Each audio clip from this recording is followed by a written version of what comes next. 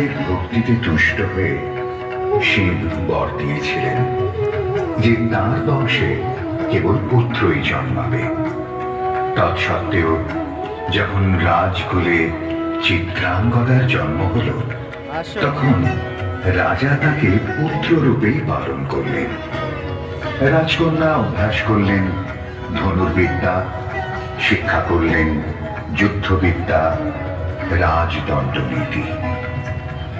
অর্জুন 12 বর্ষব্যাপী ব্রহ্মচর্য ব্রত গ্রহণ করে ভ্রমণ করতে করতে এসেছেন মণিপুরে।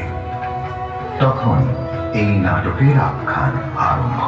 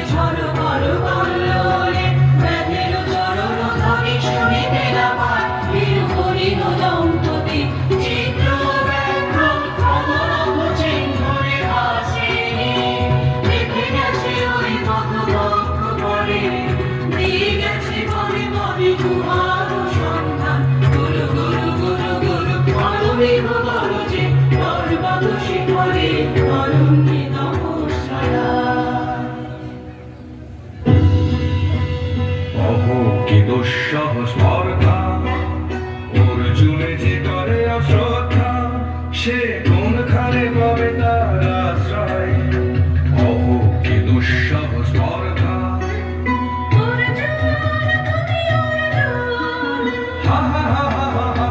বালকের দল মার করে যা চলে নাই ভয়। অহ কি অদ্ভুত কৌতুক!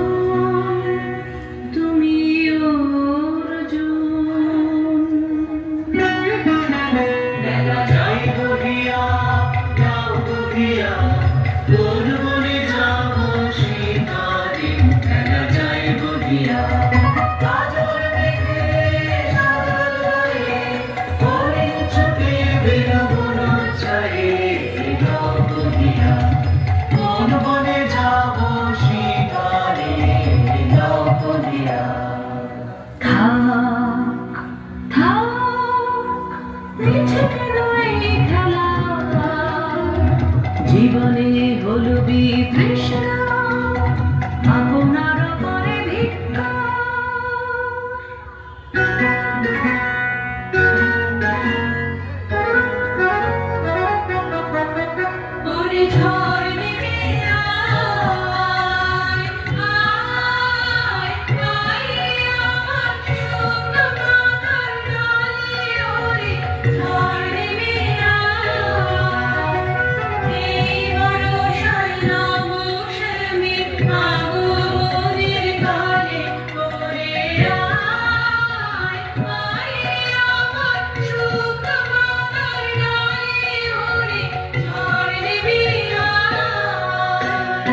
সখী, কি দেখা দেখিলে তুমি?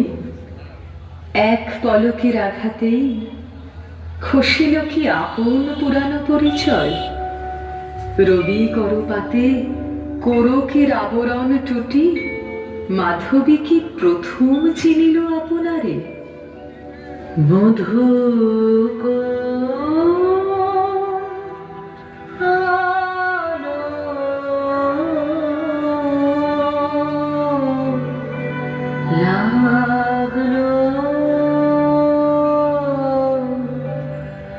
লাগলো চোখে,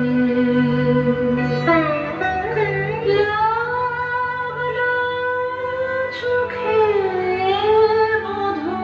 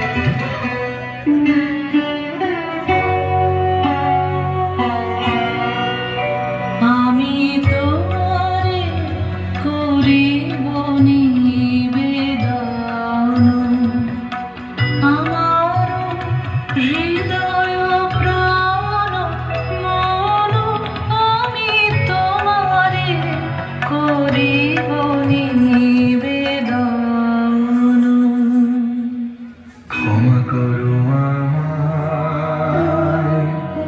আমায় বরণ যোগ্য নহি বরাঙ্গনে ব্রহ্মচারী ব্রতধারী।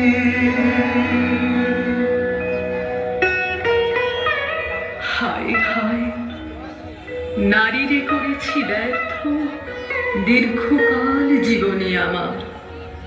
ধিক ধনুষর, ধিক বাহুবল, মুহূর্তের অশ্রুবন্যা বেগে ভাষায় দিল যে মোর পৌরুষ সাধনা।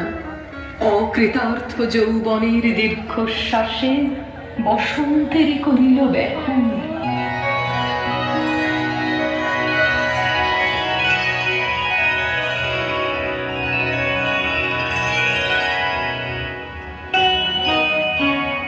মণিপুর নৃপদুহিতা তোমার চিন্তা খুশি মোর পূজায় তব ছিল না মন, তবে কেন অকারণ তুমি মোর প্রাণের তরুণী। কহ কহ শুনি তাপসী। পুরুষেরা বিদ্যা করেছিল শিক্ষা, লোভী নারী মনোহরণের দীক্ষা। কুসুম ধনু অপমানে লাঞ্ছিত তরুণ তনু, অর্জুন ব্রহ্মচারী মোর মুখে হেরিল না নারী। এলো এলো গেল ফিরে, দয়া করো মহাবীরে। শুধু একবার শিরোজন্যে পুষ্পলবণ্যে মোর দেহ তব স্বর্ণের মূল্য। মোর দেহ তুল্য কুসুম ধনু, অপমানে লাঞ্ছিত তরুণ তনু। তাই আমি দিনুবর, তাই আমি